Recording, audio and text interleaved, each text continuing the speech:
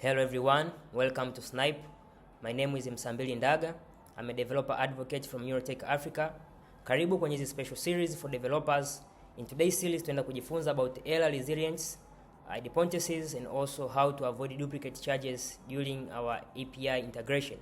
So tutakachokifanya, tutafanya a test, a walkthrough test kwenye Postman. But in today's series tutaweza kuangalia kwenye codebase, but the coming series we shall see on also how to use idempotencies in our code base, but in this series we shall only use the Postman. Yeah, so let's get started. The first steps, we shall go to our official Snipe account. So nitaenda kwenye official website, then click kwenye docs for the documentation. Yeah, so this is our documentation. Also we are familiar with this documentation. Kama ni mara yako ya kwanza, unaweza ukacheck other series tumeshaweza kuona about this documentation, but in today's tutaenda kuangalia about error handling, and also tutaenda kuangalia about idempotencies, how idempotencies inawezaje kutusaidia ku avoid duplicate charges tunapokuwa tunafanya transaction. So I'll just go here to error handling. Yeah, so this is our documentation about error handling. It says that error responses, status codes, error codes used by the Snipe API. So we shall see which kinds of errors are the client-side errors, and also we shall see which kind of errors are the server-side errors. So this is our response format. Maybe for instance you have got 200 OK, means the status has been processed well with the server, and expect the error to be like this. So this is our format for error. 400, it depends, maybe it's 400 or it's 401, 403, and etc. So this our HTTP status codes. For instance, 200 means the request successful, means the request was sent to the server, and also server process that request and also bring it back without any issue that has happened. So that is 200, means the process is okay. Also the 201 means the resource has been created in the server. Also there is 400, means the request has the request has invalid request or have some errors or malformed JSON format in that particular request. Also tuna 401 ambao ni unauthorized. Hii tulishaweza kuona for the first series, tuliweza kuona pale ambapo unajaribu ku make a certain API call without having that authorization header. So eventually utapata 401 ambao ni unauthorized. Also kuna 403 forbidden, means you are already authenticated but you want to access resources ambazo hauna privilege ya kuzi access resources. Na for example tuliweza kuangalia a certain series, it was the third series if I'm not mistaken, or the second series, tuliweza kuona pale namna gani ya zile scopes zinavyofanya kazi, ambapo tulijaribu kuchoose maybe kwenye collection read, kwenye collection disbursement, then tukajaribu ku use that API key ambayo tumeipata ku access the resource about disbursement, na uliona ilikuwa inaleta 403. Manake we are forbidden, though we are authenticated, but we cannot access the resources ambazo zipo outside na scope ambayo tulitumia ku generate that API. So also we have another error 404, manake not found. Maybe you want to access a certain resource ambayo actually kwenye server haipo, so expect to get 404. And also 409 pale ambapo kuna conflict ya resources ambazo unakuwa unajaribu ku access, also expect 409. Also there's 422 and processed entity, manake hapa kama idempotencies ikawa haifanani na ile request ambayo ulikuwa umeitumia, au ile tuseme ile request ambayo ulikuwa umeitumia before. So tutaona in practical kwenye Postman how can we see this particular error. Also expect kuna error ambayo inaitwa 429, manake hapa umekuwa umesend many request kiasi kwamba tumeweza kuflag kwamba you have sent a lot of requests about rate limiting. I hope you know about rate limiting, kwamba tunajibu kuangalia the way unavyo consume our API. So kama umemake a lot of API calls, expect kwamba utapata 429. Also there is 500, means there is an internal server error. So this is very rare to get this kind of error, because we as Snipe, our services is almost like 100% active. So getting this kind of error is simply can say it's nearly impossible, because this kind of errors normally happen to the server side. Ni pale ambapo server labda inakuwa imepata changamoto fulani, so eventually utapata this kind of error. And also this 503 means the service is unavailable, ambapo this I can also say that is nearly impossible to get this kind of error. Ni pale ambapo server iko down kabisa. So this is our errors. And also the common errors they happen, there's authentication. So the kinds of errors ambazo utakutana nazo mostly ni kwenye authentication ambao ni 401, kuna validation pale ambapo umekosea kupass zile kwenye JSON ile payload yako ambayo unakuwa unaisend, maybe umepass amount ambayo sio ambayo tunaiprocess as Snipe. Mfano ukawa unataka kulipia bidhaa kwa shilingi 300, eventually hapo itakataa kwa sababu the primary amount ambayo unabidi ulipie ni 500. So those are the kinds of errors that happen. Also kwenye payment, pale ambapo labda unajibu ku make payment fulani, utapata 404, utapata 500 in case labda kama kuna issue imetokea kwenye server. Also kwenye rate limiting the same, pale ambapo umejaribu ku send a lot of request kwenye our server, expect utapata 429 error. Yes, so also the code references, hapo kuna unauthorized, means invalid API key, insufficient scope, pale ambapo labda umejaribu ku choose a certain umegenerate API key afu unajaribu ku use other scope ambazo hujazitumia au ambazo hujaziselect. Also kuna validation errors, kuna resources not found, tutaziangalia vizuri kwenye Postman. Yeah, so these are the validation rules kwenye amount, kwenye phone numbers. Yeah, kwenye phone numbers you're supposed to use this one +255, unaona, because this is our documentation say that, so you have to use exactly what the documentation says. Also kwenye URL consider uweke zile webhook URL, uweke redirect URL, and also kwenye cancel URL. Yeah, and also make sure you logs all kind of errors, especially zile za client side errors, kuensure kwamba unapokuwa unafanya debugging, you know, as a developer you have to debug those codes, those errors ambazo zinaweza zikatokea. So for example, kwenye code base ya Laravel kuna ile file ambayo inatumika ku log zile errors zote ambazo waga zinatokea. So also try to use that, try to have your own logs ambayo utakuwa unajaribu kuangalia what was errors, what was the problem, so inakuwa ni rahisi wewe kwenye kufanya troubleshooting. Yeah, so that was about error handling. So before moving to the Postman, let us also go to the here, I think was in Snipe documentation. Let me see. Yeah, from here, as we see here, there is a concept known as idempotencies.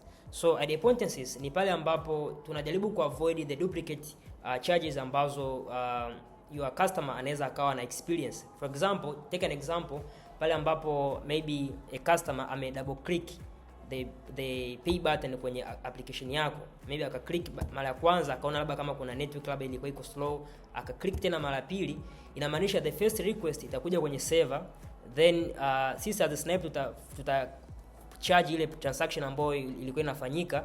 So kama ikatokea akasend tena another request, inamaanisha tuta treat that request kama a new request ambayo tutaichaji tena mara pili. So utajikuta your customer amekuwa amechajiwa twice, ambacho ni kitu ambacho wewe as a merchant au as a developer tutegemea ufanye hicho kitu. So a way ya kuavoid hicho kitu tunatumia idempotencies, maana yake kwenye kila payment intent ambayo utakuwa una generate inakuwa na hiyo idempotent key ambayo ni unique key ambayo inatumika ku avoid that duplicate transaction au duplicate charges ambazo zinaweza zikatokea. And also we shall see in Postman how to add those idempotencies. So these are the rate limit, pale ambapo kuna rate limit. Yeah, so and kama tulivyoona kwenye error handling tuliona kuna hii 429 error ambayo ni pale ambapo unakuwa una send a lot of request kwenye our server. Yeah, so let's go to Postman and see how we can try to play with these APIs before going direct to our code base. So nitaenda kwenye Postman. Coming to the Postman, hapo utaona kwenye collection yetu ambayo tulifork kwenye zile previous session. Ukiangalia hapa kuna payments, kuna payment sessions, kuna payment events and etc. But for today's tutaenda kuangalia kwenye payment, tutaenda kuangalia especially kwenye mobile. So I'll just go to the body. Yeah, so ukiangalia hapa, this is our request ambayo ni body, tunajaribu ku send that to the server. Yeah, so let us try something hapa. Maybe we want to send this request without idempotency key. Afu tutakuja kuangalia baadaye with idempotency key ili tuweze kuona the difference. Yeah, so hapa nitaandika namba yangu ya simu 9147096. The price tuache hii 500. Also the name tandika Msambili, the first name, the last name tandika Ndaga. Then email hapa nitaandika my personal email, so msabenda2@gmail.com. Yeah, then hapa kwenye webhook URL the same kama tulivyotumia the last session. Kama hujaiona the last series, make sure you watch it, ambayo tuliona namna gani ya kutengeneza hii webhook URL kwa kutumia tunneling. So I'll go back to my code base to generate your tunneling. So just andika php @sunsave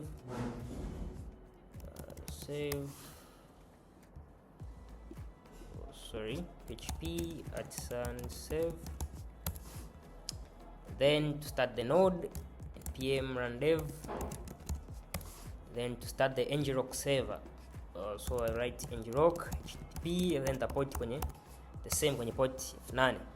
So as you can see tumepata ile anili yetu, so nita copy, simply nita copy, nitarudi back kwenye postman, then nitaenda kwenye webhook URL, so nitaiweka hapa, au naweza simply nikaja hapa kwenye environment, sawa, nikaipaste hapa. Okay, then the order ID tunaweza tukacha hivyo, and this is our request, I mean the endpoint/v1/payment. Ukienda kwenye documentation pale utaweza kuiona. Yeah, so before that let us go and check the headers, tuangalie kitu hapa. Yeah, so kwenye headers hapa ukiangalia kuna a lot of information hapa the headers, japo kama ni mara yako ya kwanza utaona zipo tu headers hizi mbili, so you have to click here hidden ili uweze kuona other headers. So sisi tupo interested kwenye ID pointers kwa sababu tunataka kuangalia what happens kama tumesend your request without ID pointers, and also what happens when we send that request with ID pointers, right? Yeah, so tufute hii hapa, sawa, nitoe hii header hii. Okay, then tutoe hii hapa. Okay, tufute tu hapa, then turudi kwenye body. Yeah, then baada hapo the API key I hope iko vizuri, so we shall send that request. Okay, so after setting our API key, kama hujaiset unaweza ukacheck kule kwenye Snipe account, then upate ile API key yako, then uendelee hapa. So I'll go back to the body, then from here we know that kwenye headers tulishaitoa ID pointers, so let us try to see what happens. So nitakachokifanya nitajaribu kusend the same API call mara mbili, sawa, then tuweze kuona what can happen, right? Let us see it. Yeah, so let me send it.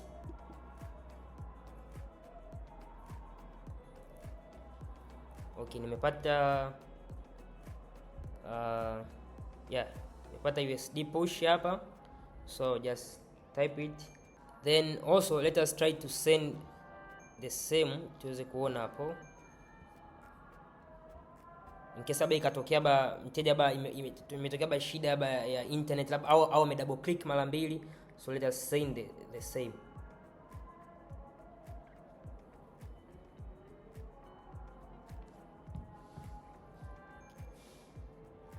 Yeah, okay, so let us go back to our Snipe account kule. So I'll go to my Snipe account. Okay, then go to my dashboard, then kwenye payment. So ukiangalia hapa the same customer ameweza kuwa charged mara mbili hapa, umeona? Yeah, so ukiangalia kwenye Snipe account yetu tunapa kuna huu muamala wa saa 1:41 na kuna huu wa saa 1:42. So ukiangalia hapa the customer amekuwa amechajiwa, sawa, amekuwa amekatwa in short hiyo error. Though ndio ukiangalia hizi payment reference zitakuwa ni tofauti. This means kwamba sisi as Snipe tumeona kwamba a customer make two requests au two payment intents. Though kwa upande wa user au customer yeye anaweza akawa amefikiria labda ku make only one anili hiyo nini payment, sio hivyo. So anaweza labda kama mara kwanza aliweka, sawa, labda ikatokea kuna issue labda mtandao labda ulikuwa uko down au some sort ikatokea hapo kwenye issue ya network ikasababisha labda ile payment ikawa haijawa processed vizuri, so akasend tena mara pili, huenda akawa amekuwa charges vizuri. Though the thing we demonstrate exactly it might not be that 100% the flow ambayo naielezea, but the idea ni kitu kama hicho, kama ni pale ambapo customer anajaribu ku send a certain call ya kwanza, then akasend ya pili, then sisi kutoka tumemcharge mara mbili, japo the intention ya web merchant ni kumcharge only one time. So that's thing tunaweza tuka avoid kwa kutumia idempotencies, right? So cha kufanya, maybe let us go to the postman, right? So we'll back kwenye postman, then tuende kwenye hii hapa the post, tuende kwenye post, then after that tuende kwenye authorization, then kwenye authorization hapa tuende kwenye header, tuende kwenye headers, then hapa tuweke ile nanili yetu ile idempotency key, then hapa tunaweza tukaandika labda series 5 au okay, tuipasi hapa, tengeneza variable tuite by idempotency, sawa. Hapa tufunge hivi, hapa tuite tu hivi labda series 5, kwa hiyo ukaandika kwa huko au kwa hapa, tupige enter. So we expect kwamba kwenye hii call ya kwanza means itakuwa na hii unique idempotency key. So kama ikatokea a certain hiyo call labda mtakaa nataka kufanya nyingine, tutakuwa tunaitreat kwamba hii key bado haijawa processed vizuri labda. Ndio hivyo. So maybe let us try something here, right? So cha kufanya tuende kwenye postman, sawa. We know that now our header itakuwa ipo tayari. So let us try to send this post request. So nita click send. Yeah, umeona hapa nimepata 201. So and also nimepata USD push huko kwenye simu yangu, umeona. So nitakachokifanya, let us try something hapa. Okay, before kabla sijaandika hii pin, maybe nijaribu kucopy hii nanili, sawa, reference, then tuende kwenye payment status, then tuweke hii reference, tuweke hii reference, right? Then paste hapa, then nitapiga enter, then tujaribu kusend. So hapa tunataka kuangalia the status ya nanili yetu. Tukiangalia status kwa hapa ya status inasema nini? Inasema pending, means bado haijawa processed, right? So tuende kwenye post, ndio hivyo. Cha kufanya, ngoja ni confirm the pin hapa, sawa. So nikiklik hapa, okay. So let us go and check the status hapa. Tuangalie the status of our payment. Tulisheka the reference, tuangalie hapa. Wait a moment. Oh, wait, still pending. Okay, so let us try something hapa tujaribu kuangalia. So tuende kwenye postman, right? Kumbuka kwenye header tumeweka hii hapa series 5-001. So hivyo tujaribu tena kusend the same request hiyo, sawa, tuweze kuona kitu kitakachotokea. So nita click hapa post, umeona imekuwa created, tena imepata USD push nyingine hapa. So let me write the pin, sema thank you for confirming. So tuweze kuona hapa, tuende kwenye status inasema completed, umeona. Okay, so tuende kwenye kwenye Snipe account tuangalie kitu gani kinaweza kawa kimetokea huko. So let us go, let me refresh hapa. Wait a moment, it's loading. Okay, so umeona hapa sasa hivi imesema imeprocess transaction ya saa 1:49 na imejaribu ku use the same request ambayo tulitumia ile API payment reference ile, sawa, ambayo kumbuka tulipost kule kwenye postman, sawa. Kwa sababu mara kwanza tulijaribu kuweka pin lakini still bado ilikuwa inasema pending, na mara pili tumeweka tena the same pin lakini haijaweza through that idempotency imeweza ku treat that one transaction ile na kuweza ku make ku charge ile na nilie. Though kwa sababu hapa nikijaribu tena of course tukiangalia the status tutaona automatically tu iko completed kama tulivyoona hapa. Yeah, so that ni kwamba tumejaribu ku identify that ile key, that request or that payment intent kwa kutumia hii header, umeona. So no, it was here kwa kutumia ile header ya nanili ya idempotency. So cha kufanya tujaribu kuangalia kitu kingine hapa, sawa. Tufanyaje? Tuende kwenye the same hapa kwenye body, then tutaka ukifanya tujaribu kutengeneza another. Okay, let me do this. Let me duplicate hii. So tusikona kitu hapa. Okay, tuende kwenye body. Okay, then kwenye webhook tutaipaste ile ambayo tulikuwa nayo kule. So let me copy this chap. Tena kwenye ile ambayo tumeduplicate, tena kwenye webhook tutaipaste hapa. Then tutaenda kwenye tubadilishe details hapa. 9 14 70 96 nitaandika 2 nitaandika Ndaga, nitaandika hapa, nitaandika email. Then baada ya hapo tunataka kukifanya tu kwenye headers hapa, sawa, tutoe hii hapa, tu use ile dependency, right? Kwa nitaandika dependency. Then kama unakumbuka ile tuliita series 5-002, ile tuliita 01, hii tuite 0, hii tuliita series 5-01, unaona? Then hii tuite series 5- series 5 hapa, series 5-02, sio hivyo? Kwingine kuna bakia vile vile. Tuende kwenye body. So yeah, to test hapa, though we know that tukisend hapa itakubali tu, sio hivyo, kama ilivyo kwa ile nyingine. So let us try something also to see hapa. Let us try to use this to send hii hapa, lakini hapa to use maybe one and try to see what will happen. So to send a request,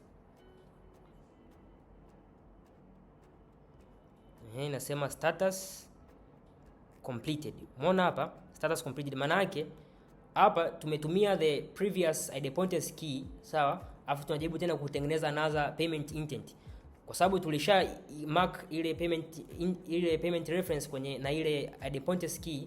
That's why hapa inatuambia the status is already completed, kwa tuwezi tena tukananili. And also huku sijapata push notification yoyote kwenye my phone, means kwamba ile nanili imeshakuwa processed. So tukichange hapa, tukiweka 2, tuangalie hapa, tukiweka 2 hapa, tu send tena hapa, umeona status iko pending. And also nimepata USD push in my phone, means kwamba the server tumeangalia kwamba okay, kuna certain payment reference imekuwa generated. Tunaangalia okay, the dependency key ni ile au ni nyingine. Kama ni ile tuna mark ya tuweze tukai process. Kama ni nyingine, yes we can process. So that's why dependencies inapokuwa inafanya kazi, na also na namna gani inawasaidia customer wako asiwe charged mara mbili. Yeah, so that is all about the dependency. Yeah, so I want make the payment here. So before wind up the session, kuna other also errors ambazo they might happen. Of course tumeona the other previous series kwenye 401 and etc. But also let us try to see another error hapa. Maybe maybe hapa tujaribu kuweka, tunataka baba kulipia 100. So hivyo mteja anataka kulipia 100. Tuone kitu gani ambacho kitakachoenda kutokea. So nita click send hapa. Unaona inasema 400 bad request. Maana yake kuna something wrong about the payload ambayo inakuwa sent to our server, kwa sababu tuna process transaction ambayo ni 500, kuanzia 500 kwenda juu. Kwa kama umeweka amount ambayo ni below 500 au customer wako akaweka amount below 500, automatically itapatikana hii error. So that is how tunavyokuwa tuna process, na also we as a developer namna gani ya kudebug some errors. Also other errors tuliziona za scope kule za 403, so I want to repeat them. Yeah, so basically that is how I can say on how to handle multiple errors unapokuwa na integrate with our Snipe API. Though kuna other errors we based on the time cannot able to demonstrate them exactly, but in today's series the main goal was to know what about the dependencies, what is the dependencies, and also how to use kwenye your integration. Yeah, so thank you so much, welcome to Snipe and take care, bye bye.